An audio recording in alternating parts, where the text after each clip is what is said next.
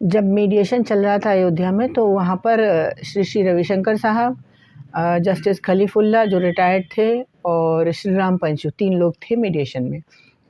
उनके सामने मीडिएशन चला, काफ़ी समय चला और उन्होंने पार्टीज़ को काफ़ी समय दिया। सबने अपनी बात कही, हमने भी अपनी बात कही, और हमने जो है राम जन्मभूमि जब केस चल रहा था उसके पहले एक अभियान, रक्त हस्ताक्षर अभियान छिड़ा हुआ था।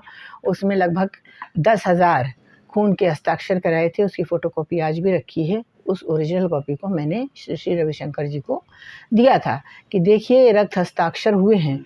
जनता चाहती है, सनातन धर्म की जनता चाहती है कि ये स्थान मुक्त हो, मुकदमा जल्दी डिसाइड हो, चाहे जैसे भी डिसाइड हो, क्योंकि हिंदू जनता, हिंदू जनमानस अपने आराध्य के मंदिर को वहाँ देखना चाहती है।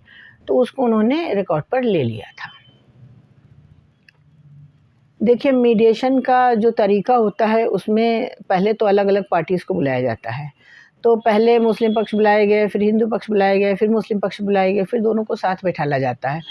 फिर दोनों पक्ष अगर सहमत होते हैं तो मीडिएटर कोई बात करते हैं, लेकिन यहाँ पर सहमत असहमत की बात ही नहीं थी। मुस्लिम पक्ष का कहना था कि ये पूरा स्थान उन्हें चाहिए, क्योंकि बाबर के द्वारा बनाई गई मस्जिद है। भाई, बाबर एक आक्रांता, एक विदेशी आक्रांता, उसके द्वारा बनाई गई मस्जिद थी। ना मुसलमानों का आराध्य बाबर, ना बाबरी मस्जिद में नमाज़ पढ़ने से मुसलमानों को कोई जन्नत नसीब होने वाली थी। यहाँ पर हमारा ये कहना है कि हमारे जो है एक श्लोक है, अयोध्या मथुरा माया काशी कांची। अयोध्या पहली नगरी है जो मोक्षदायिनी नगरी है, और वो भगवान श्री राम की जन्मस्थली है। दर्शन मात्र से ही मोक्ष की प्राप्ति मिलती है। तो मंदिर मस्जिद के लिए तो आप कहीं भी जा सकते हैं, लेकिन राम जन्मभूमि का कोई विकल्प नहीं है। तो वो स्थान श्री राम जन्मभूमि ही है और भगवान श्री राम का मंदिर ही बनना चाहिए। तो हमारी ये बात थी। इसी बात को लेकर के मुस्लिम पक्ष अड़ा रहा।